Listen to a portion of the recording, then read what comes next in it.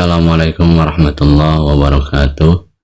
Alhamdulillahirabbil alamin wa bihi nasta'inu ala umuri dunya waddin wa ala alihi wa sahbihi ajma'in, amma ba'du. Alhamdulillah sahabat sekalian, kita kembali lagi dalam kajian kitab Tijan Ad-Daruri yang insyaallah kita akan melanjutkan pembahasan tentang sifat baqo. Bismillahirrahmanirrahim. Sifat baqo ini adalah merupakan sifat yang ketiga yang wajib dalam haknya Allah Ta'ala. Wa yajibu fi haqqihi ta'ala al-baqa'u wa ma'nahu annahu ta'ala la akhira lahu. Dan wajib dalam haknya Allah Ta'ala yaitu sifat baqo ataupun kekal, tidak ada ujungnya. Adapun maknanya sifat baqo adalah sesungguhnya Allah Ta'ala tidak ada akhirnya. Adapun kata wajib di sini yaitu wajib secara akli, dalam arti dapat dipahami oleh akal gharizi bahwa Allah kekal dan tidak diakhiri dengan tidak ada. Sifat yang ketiga yang wajib di Allah adalah sifat baqo, yang mana Allah tidak ada akhirnya ataupun tidak diakhiri dengan tidak ada. Pandangan hukum syara terhadap wajib akli bahwa Allah tersifati oleh sifat qidam. Yang pertama, hukum syara mewajibkan kepada setiap mukallaf mesti mengiktikadkan terhadap wajib baqonya di Allah, dengan resiko diberi pahala kalau mengiktikadkan terhadap wajib baqonya di Allah serta terpenuhi syaratnya iman. Disiksa dan tidak sah imannya apabila tidak mengiktikadkan terhadap wajib baqonya di Allah. Jadi yang pertama, hukum syara ini mewajibkan pada setiap orang yang balik dan berakal mengiktikadkannya bahwa Allah tersifati oleh sifat baqo. Dan apabila orang tersebut mengiktikadkannya, maka dia akan diberi pahala dan syarat imannya itu sudah terpenuhi. Sebaliknya apabila dia tidak mengiktikadkannya, maka dia akan disiksa dan tidak sah imannya. Yang kedua, hukum syara membenarkan pendapat hukum akal bahwa Allah tersifati oleh sifat baqo. Jadi dalam lafaz wajibu itu maknanya wajib secara akli. Maka hukum syara membenarkan akal telah mewajibkan bahwa setiap orang, setiap mukallaf wajib mengiktikadkan bahwa Allah tersifati oleh sifat qidam, sifat baqo. Sesuai dengan firman Allah Subhanahu wa taala, Bismillahirrahmanirrahim, wa yabqa wajhu rabbika dzul jalali wal ikram. Artinya, dan tetap kekal zat Tuhanmu yang mempunyai kebesaran dan kemuliaan. Ini menunjukkan bahwa Allah wajib tersifati oleh sifat baqo. Artinya tidak ada akhirnya. Ketiga, hukum syara mewajibkan kepada setiap mukallaf mengiktikadkan rusaknya alam, kecuali ada 8 yang tidak akan rusak. Yang pertama ada kolam, yang kedua lauhil mahfud, yang ketiga arash, yang keempat kursi, yang kelima ruh, yang keenam tulang ekor manusia, yang ketujuh surga, dan yang kedelapan adalah neraka. Ini semuanya tidak akan rusak, namun sifatnya adalah sifat baqo zamani. Artinya kekalnya terliputi oleh zaman karena adanya setelah tidak ada. Karena yang 8 ini merupakan makhluk Allah yang diciptakan oleh Allah, yang tadinya tidak ada menjadi ada. Yang keempat adalah hukum syara menetapkan akan rusaknya alam. Sesuai dengan firman Allah, kullu man 'alaiha fan. Semua yang ada di bumi itu akan binasa.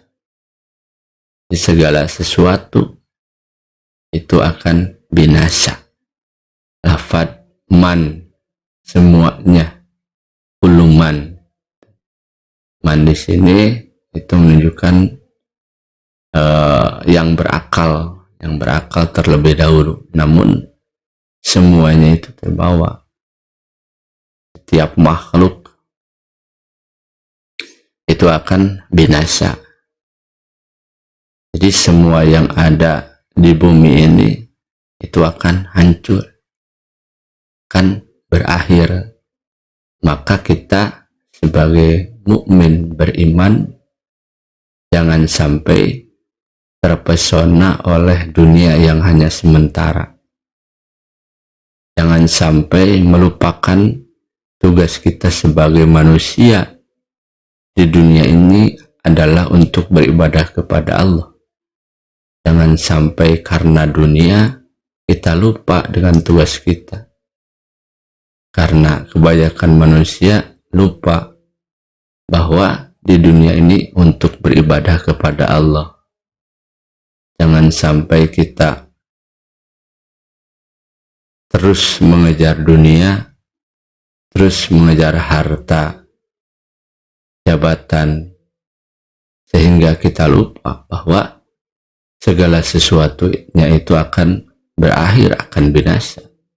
Bahkan apa yang kita lakukan itu akan diminta pertanggungjawabannya. Yang kita ucapkan, yang kita kerjakan, semua anggota badan ini akan menjadi saksi apa yang kita kerjakan di dunia ini. Makanya melalui ayat ini mengingatkan kita bahwa kita pun sama akan binasa, akan ada akhirnya, yaitu kematian.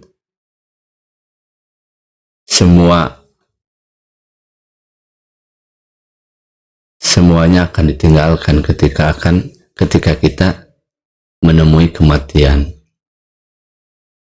Orang kalau mati hanya dibungkus dengan kain kafan putih. Meskipun dia sekaya apapun, tidak ada yang dibawanya, kecuali amal yang dia kerjakan di dunia ini. Hanya sendirian, keluarga, saudara, bahkan orang-orang yang kita cintai, itu tidak akan bisa menemani ketika kita bertemu dengan kematian. Maka sudah seharusnya kita mengingat bahwa kita adalah makhluk Allah yang diciptakan dengan tugas untuk beribadah kepada Allah. Maka pergunakanlah waktu yang kita punya untuk beribadah kepadanya sebelum mati menjemput. Sifat bako merupakan hak Allah, bukan karena ditetapkan Al-Quran dan Al-Hadis, tapi Al-Quran dan Al-Hadis menunjukkan bahwa sifat bako merupakan hak Allah. Jadi Allah tersifati oleh sifat bako bukan karena ditetapkan oleh Al-Quran dan Al-Hadis. Tetapi Al-Quran dan Al-Hadis ini hanya menunjukkan bahwa sifat bako itu merupakan hak Allah. Bukan karena ditetapkan oleh ahli aqaid, ahli akidah, ahli usuluddin. Tetapi ahli aqaid memakrifatkan sifat bako adalah hak Allah. Bukan karena ditetapkan oleh ulama mujtahid, tetapi ulama mujtahid mewajibkan kepada setiap mukallaf memakrifatkan bahwa sifat bako adalah hak Allah. Bukan karena diimani oleh semua orang mukmin, tapi semua orang mukmin wajib memakrifatkan sifat bako adalah hak Allah. Jadi bukan karena apapun, karena sifat bako itu adalah hak Allah, meskipun tidak ada yang menetapkan, baik Al-Quran, Al-Hadis, ataupun para ulama. Bahkan sebelum alam ada, sebelum Al-Quran diturunkan, Allah tetap tersifati sifat bako. Di adanya sifat bako di Allah itu tidak ada awalnya. Dan meskipun tidak ada seorang pun yang mengimani kepada bakonya Allah, maka Allah tersifati oleh sifat bako. Jadi tidak mempengaruhi, meskipun tidak ada yang mengimani, itu tidak akan mengurangi daripada sifat bakonya di Allah. Meskipun semua manusia mengimani, itu tidak akan menambah keagungan terhadap Allah tersifati oleh sifat bako. Karena Allah tidak membutuhkan makhluk, tetapi makhluk membutuhkan kepada Allah. Hanya kepada Allah kita bergantung, hanya kepada Allah kita meminta. Karena kita sebagai manusia, makhluk yang diciptakan, tidak ada daya, tidak ada upaya, kecuali hanya dengan pertolongan Allah. Maka tidak sepantasnya seorang manusia menjadi sombong atas apa yang mereka miliki, karena semuanya hanyalah titipan dari Allah yang nanti akan diminta pertanggungjawabannya di akhirat. Adapun yang namanya bako itu terbagi atas 3 bagian, yaitu yang pertama ada bako zamani, yaitu kekalnya suatu perkara yang terliputi oleh zaman, seperti kekalnya surga dan neraka. Jadi kalau misalkan bako zamani ini kekal tetapi masih terbatas oleh zaman. Surga dan neraka ini tadinya tidak ada, kemudian Allah menciptakan menjadi ada zamannya, ada awalnya. Itu termasuk bako zaman. Yang kedua ada bako nisbi. Bako nisbi yaitu kekalnya suatu perkara dibandingkan dengan perkara yang lainnya, seperti kekalnya baja dibandingkan dengan kayu, kekalnya bumi dibandingkan dengan yang mendiaminya ataupun makhluk manusianya. Itu yang bako nisbi, dinisbatkan atau dibandingkan dengan yang lain.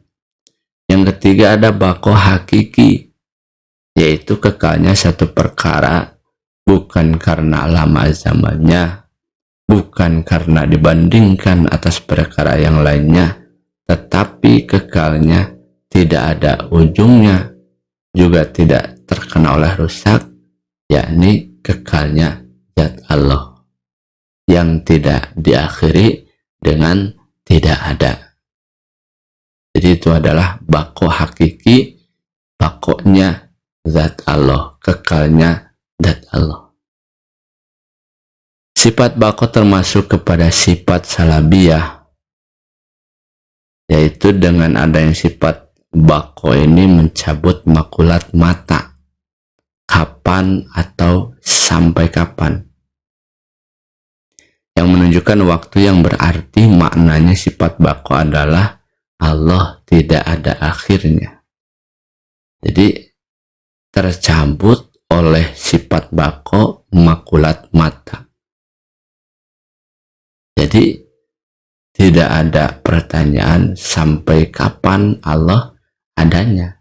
karena Allah tersifati oleh sifat bako yang artinya Allah tidak diakhiri dengan tidak ada. Kalau manusia itu kan makhluk diakhiri dengan tidak ada. Akhirnya yaitu dengan kematian. Kita nggak tahu kapan kematian itu datang. Tidak ada yang tahu. Oleh karena itu, kita harus mempersiapkan setiap saat, setiap waktu untuk menghadapi kematian tersebut. Karena setelah kematian akan diminta pertanggungjawaban. Jangan sampai kita menyesal setelah kematian datang. Karena percuma. Oleh karena itu, maka persiapkanlah dari sekarang, karena Allah masih memberikan waktu dan kesempatan kita untuk bertobat, untuk melaksanakan amal ibadah. Jadi tidak ada kata terlambat. Selagi kita masih hidup, maka lakukanlah kebaikan, maka perbanyaklah istighfar dan bertobat kepada Allah. Qauluhu wa dalilu ala dzalika annahu law kana faniyan lakana hadisan wa huwa muhalun. Dalil aklinya, apabila Allah rusak atau diakhiri dengan tidak ada, maka Allah pasti baru. Sedangkan apabila Allah baru, maka mustahil.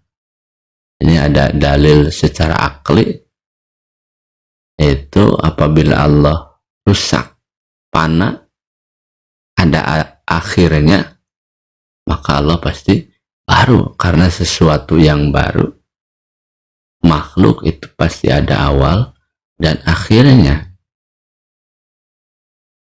Sedangkan apabila Allah baru, ada awal dan ada akhirnya, maka mustahil.